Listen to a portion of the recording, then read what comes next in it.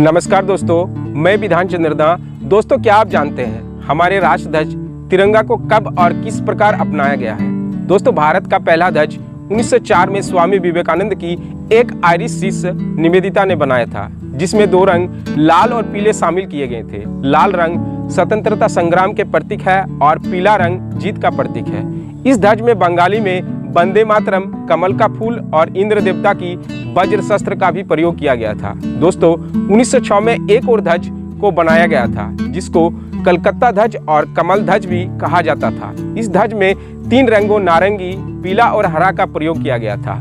ऐसा माना जाता है कि इसे सचिंद्र प्रसाद बोस और सुकुमार मित्रा डिजाइन किए थे। इस ध्वज का 7 अगस्त 1906 में भारत की एकता और अखंडता के लिए फहराया गया था। दोस्तों, 1907 में एक और ध्वज को मैडम भी काजी कामा, वीर सावरकर और श्यामजी कृष्ण वर्मा द्वारा डिजाइन किया गया था। यह पहला ध्वज था जिसको विदेशी सरजमी पर फहराया गया था। यह ध्वज सर्वोच्च ग्रीन होने के नाते बीच में स्वर्ण के सर और नीचे लाल रंग शामिल थे। दोस्तों, 1917 में बाल गंगाधर तिलक ने एक और ध्वज को बनाया, जिसके शीर्ष पर यूनियन जैक था। ध्वज में 5 लाल और हरे रंग के 4 स्ट्रिप्स था। इसमें सप्तऋषि नक्षत्र की आकृति थी, जो हिंदुओं के लिए पवित्र मानी जाती थी, पर इस ध्वज को आम जनता के बीच लोकप्रियता हासिल नहीं हुई। दोस्तों, 1921 में गांधी जी के आग्रह से एक और ध्वज को डिजाइन किया गया, जिसमें शीर्ष पर सफेद, फिर हरा रंग और नीचे लाल रंग था। सफेद रंग भारत का, हरा मुसलमान के अल्पसंख्यक समुदायों का प्रतीक है और लाल हिंदू और सिख समुदायों का प्रतिनिधित्व करता था।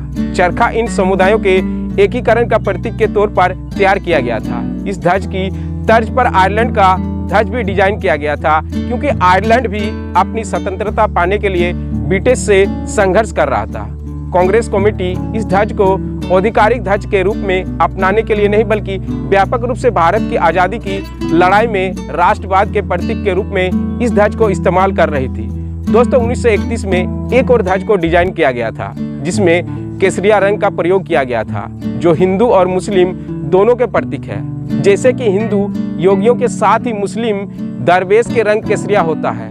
दोस्तों, इसके बाद 1947 में एक समिति राजेंद्र प्रसाद की अध्यक्षता में भारत के राष्ट्रीय ध्वज का चयन करने के लिए गठित की गई थी। समिति स्वतंत्र भारत के ध्वज के रूप में भारतीय राष्ट्रीय कांग्रेस के झंडे को अपनाने का फैसला उपयुक्त संसाधनों के साथ साथ 1931 के ध्वज को भारतीय ध्वज के रूप में अपनाया गया, लेकिन बीच में चरखा की जगह चक्र को रखा गया और इस प्रकार हमारा राष्ट्रीय ध्वज तिरंगा अस्तित्व में आया।